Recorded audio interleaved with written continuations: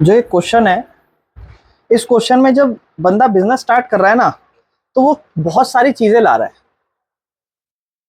तो मैं लिख लेते हैं स्टार्ट्स बिजनेस। बिजनेस जब स्टार्ट करा तो क्या क्या लाया हम लिख देते हैं वैसे तो। एक तो कैश लाया है, बैंक चेक लाया है, बिल्कुल सही। देखो यहाँ पर जो एंट्री देखोगे ना उसमें चेक लिखा हुआ है। और गुड्स भी ले आया, ठीक है। उसके साथ साथ मशीन भी ले आया और फर्नीचर भी ले आया। यानी कि बिजनेस जब उसने स्टार्ट करा तो सारी चीजें लगी बंदी लेकर आया।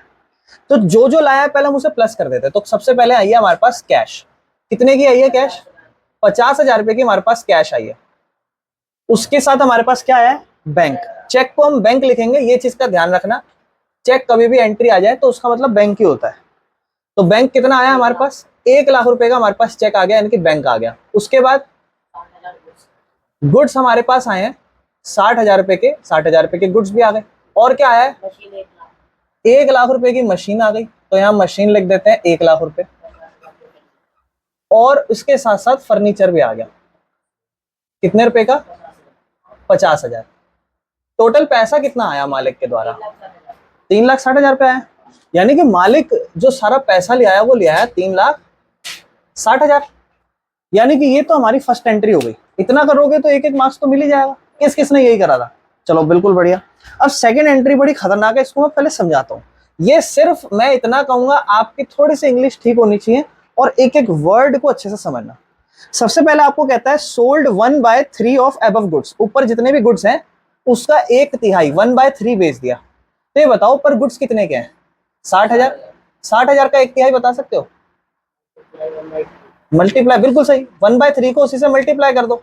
नहीं तो 1/3 मतलब इसको 3 हिस्सों में बांट दो। 60,000 को जब 3 हिस्सों में बांटोगे तो कितना होगा? बिल्कुल सही। नहीं तो 1/3 कर दोगे। यानी कि इतने के गुड्स बेचे हैं और इसको भी बेचा है 10% प्रॉफिट ऑन कॉस्ट। ये इसकी कॉस्ट है। इसकी कॉस्ट का 10% कितना होगा? 10% निकालने के लिए कुछ मत करो, पीछे की एक संख्या हटा दो। कितना हो गया 10%? ये चीज ध्यान रखना, जब भी 10% निकालो पीछे की संख्या कितना। यानी कि 22,000 रुपए में बेचा है।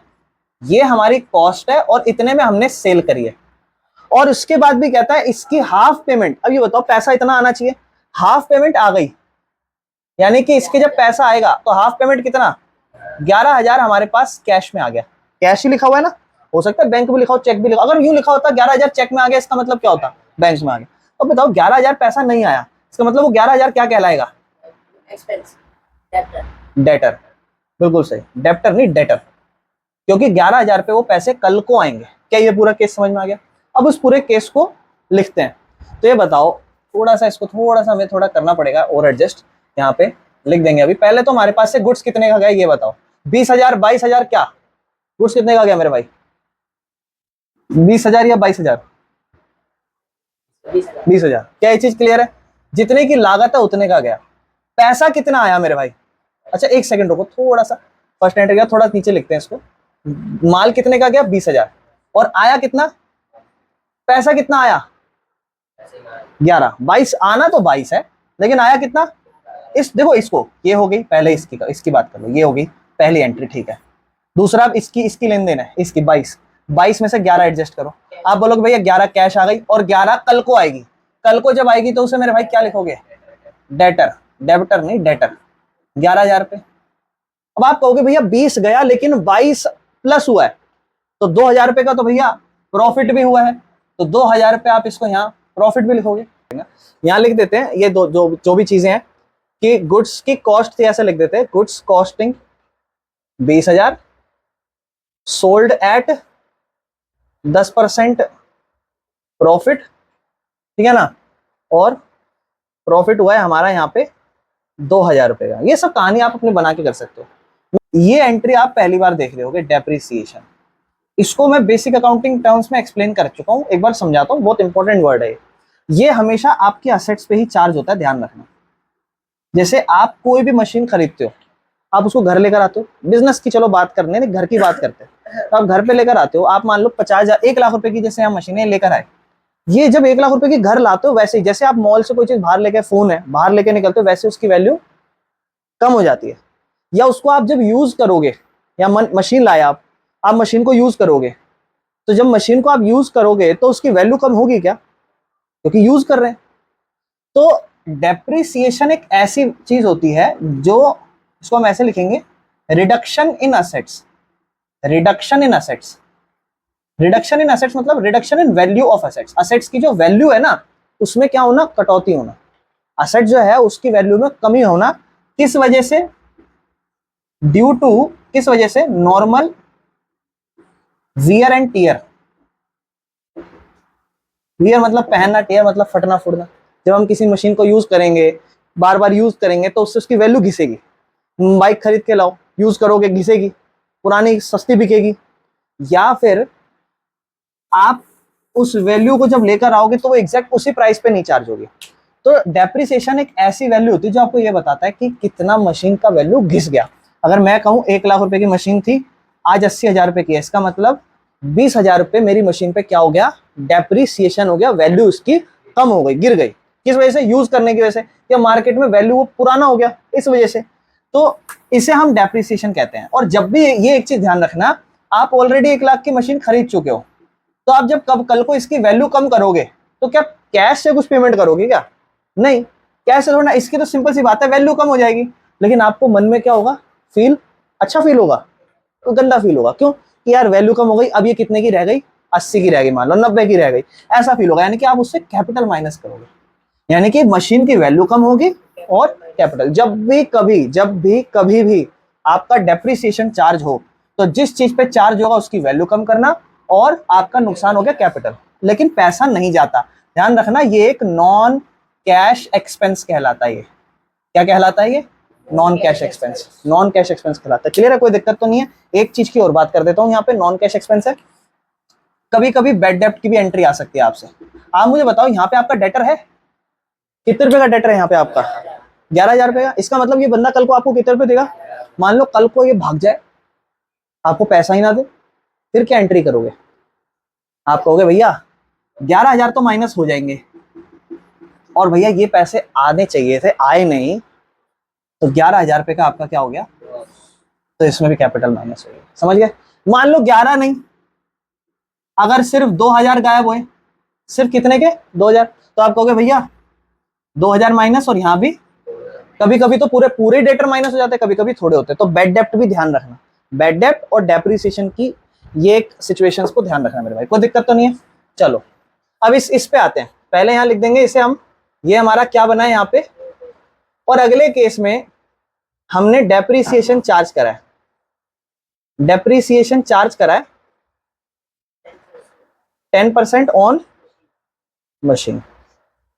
तो आपकी जो मशीन है 1 लाख रुपए की, आप उसका 10% निकालोगे, ये आपका 1 लाख है। जब भी 10% निकालना हो, पीछे से एक संख्या हटा दो, कितना हो जाएगा? 10,000। और उसके साथ साथ आपकी 10,000 की कैपिटल कम हो गई, क्योंकि आपका नुकसान हो गया, और यहाँ आपकी एंट्री क्लोज हो जाएगी। कितना बचेगा कैश? 61,000 रुपए, 1 लाख रुपए, 40,000 रुपए, 1 लाख रुपए, सॉरी, कैपिटल बची अब आपकी 90 की, 50 की आपके पास फर्नीचर बचा है, 11 का डेटर, लाइबिलिटी 0 है अभी भी, और 3,52,000 रुपए की आपकी। लेकिन जो जो यहाँ पे नहीं हुआ उसको 0 कर देना, ये सब करना बहुत जरूरी है। यहाँ भी इसको 0 कर दो, यहाँ भी 0, यहाँ भी 0, यहाँ भी 0। ठीक है मेरे भाइयों, कोई दिक्कत तो नहीं है? चलो नेक्स्ट एंट्री पे चलते हैं। ये हमारी हो जाएगी न्यू इक्वेशन। इसके बाद फोर्थ एंट्री पे चलते हैं। फोर्थ एंट्री हमें कहता है cash withdrawn for personal use 10,000। तो बड़ा सिंपल है, कैश विड्रॉ हो रही है, तो यहां हम लिख देंगे ड्रॉइंग्स बाय कैश। कैश से ड्रॉइंग्स हो रही है, कितने रुपए कैश से कम हो जाएंगे? 10,000 रुपए। 10,000 रुपए की कैश कम हो जाएगी, और मालिक लेके जा रहा है 10,000 रुपए अपने पर्सनल यूज के लिए, तो कैपिटल माइनस। ये ड्रॉइंग्स की एंट्री है, पैसा चला गया, कैश माइनस, कैपिटल कम हो गई। ठीक है ना? 51,000 plus 1 lakh plus 40 plus 90 plus 50 plus 11 बराबर में 0 प्लस 3,42,000 रुपए, और बाकी इन सब जगह पे 0 0 0 0 0 बराबर में 0। नेक्स्ट ये हमारी हो जाएगी न्यू इक्वेशन। फिर हम चलते हैं हमारी फिफ्थ एंट्री पे। हमारी फिफ्थ एंट्री मेरे भाई हमें कहती है interest on drawing charge 5%।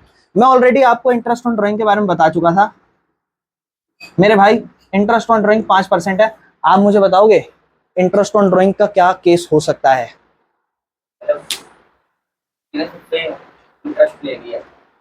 Interest on drawing है, मैं कुछ नहीं बोल रहा, मैं समझा चुका हूं, थोड़ा आप सोचो क्या होना चाहिए। ड्राइंग क्या होता है, फिर उससे सोचो इंटरेस्ट ऑन ड्राइंग क्या होगा। मतलब कि अगर आपने बताया था कि जब मालिक पैसे निकालता है तो बिजनेस है, बिजनेस है उससे वो पैसा चार्ज करता है। हाँ, तो बिजनेस का फायदा नुकसान, बिजनेस का फायदा तो पैसा आएगा पैसा आएगा और कैपिटल प्लस होगी। यानी कि पहले तो आप देखो ड्राइंग कितने की हुई है, ड्राइंग अभी अभी हुई थी कितने हजार रुपए की, 10,000, और उस पे अभी अभी, क्योंकि पिछला केस था ना, बहुत से लोग कंफ्यूज हो जाते हैं पता नहीं भैया ड्राइंग कितनी है, अभी अभी तो हुई है ड्राइंग, इससे पहले भी हुई होती तो वो भी मान लेता।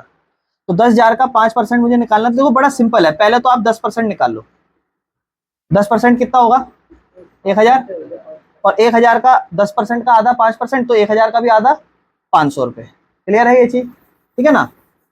अब देखो यहां आप लिखोगे इंटरेस्ट ऑन ड्रॉइंग 5%, तो कितना रुपए आ जाएगा, 500 रुपए आ जाएगा, और मालिक लगा के देगा 500 रुपए, ये भी प्लस, बाकी सारी एंट्री एज इट इज हो जाएगी, कोई दिक्कत तो नहीं है। क्लियर है मेरे भाइयों, चलें आगे। इसी को मैं थोड़ा सा प्लस करके लिख देता हूँ, 51,500 रुपए plus 1,00,000 plus 40 plus 90 plus 50 plus 11 बराबर 0 plus 3,42,500 plus 0 plus 0 plus 0 plus 0 plus 0 बराबर में 0। नेक्स्ट लास्ट एंट्री, ये हमारी क्या कहलाएगी, new equation. Question number 6, last case हमें कहता है 10,000 रुपए के गुड्स थे। अब मेरी बात ध्यान सुना, यहाँ क्या लिखा हुआ है, पार, 10,000 रुपए के गुड्स बेचे पार, पार मतलब ना कोई डिस्काउंट में बेचे ना कोई ज्यादा में बेचे, जितने के हैं उतने के बिके, 10,000 के गुड्स थे और कैश में बिके हैं। तो गुड्स देखो, गुड्स कितने के बचे हैं 40, तो 40 के गुड्स और चले जाएंगे, 10,000 माइनस हो जाएगा, और यहाँ पे 10,000 पे पैसा आ जाएगा, बस इतना ही होगा इसमें एंट्री। बाकी जगह 0 प्लस 0 प्लस 0 प्लस 0 बराबर में 0 प्लस सेम बैलेंस है, कुछ नहीं कर रहे। कितना हो जाएगा 61,500 plus 1,00,000 plus 30,000 plus 90 plus 50 plus 11 बराबर में 0 प्लस 3,42,500, ये हमारी एंट्री, और ये हमारी कहलाएगी न्यू इक्वेशन। और यहाँ हम लिख देंगे कि हमने क्या करा है, यहाँ पे हमने गुड्स बेचे हैं 10,000 रुपए के। यहाँ पे हमने 2-3 चीजें अच्छी समझी है, जैसे एक तो बैड डेप्ट की कहानी और एक डेप्रिसिएशन की कहानी। क्लियर है मेरे भाइयों, कर लो इस क्वेश्चन को।